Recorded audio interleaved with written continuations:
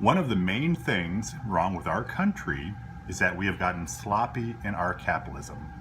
Yes, the United States of America, the greatest capitalist country in the world, has gotten sloppy in how we practice our capitalism. So what does that mean? What does it mean to say we're sloppy in our capitalism? It means we no longer have one set of rules for everybody. We have a capitalist system now with two sets of rules, one for the middle class and one for the very wealthy. And not surprisingly, the very wealthy have been using that second set of rules to accumulate more and more wealth while the middle class barely keeps up. In the 1930s, there was a global battle between two different ideologies, capitalism and socialism. The promise of socialism to the people that believed in it was that it would create greater wealth because it was scientific, and it would spread that wealth more evenly.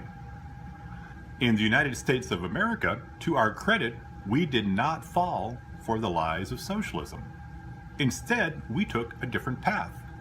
We allowed the capitalists to continue owning the means of production, but we reached a compromise.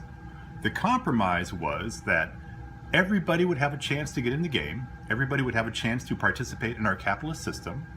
There would be one set of rules for everybody, our capitalism would be pure, and we would use democracy to force the capitalists to pay higher wages and share the wealth. Those three things, everybody gets in the game, one set of rules for everybody, share the wealth, are what made the United States of America the greatest country on earth. It's because we've slipped away from that compromise, because we no longer have one set of rules for everybody, that our country is starting to decline.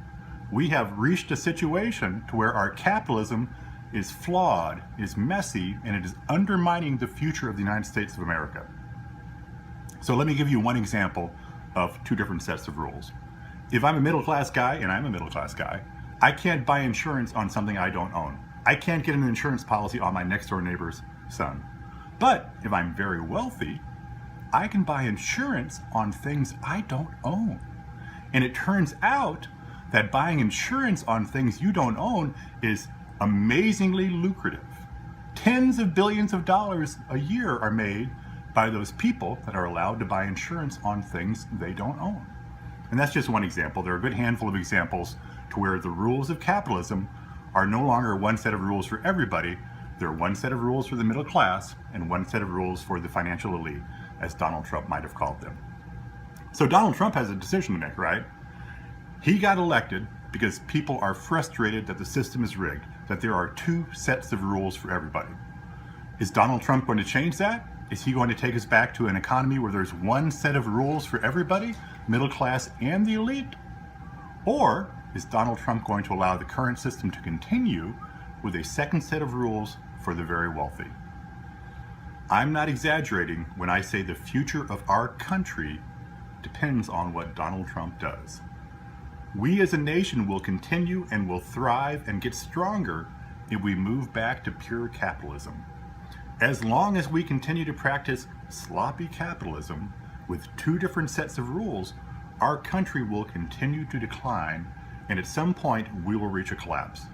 We as a nation have to go back to that compromise. Everybody gets in the game, one set of rules for everybody. We use democracy to make sure higher wages are paid. Thanks.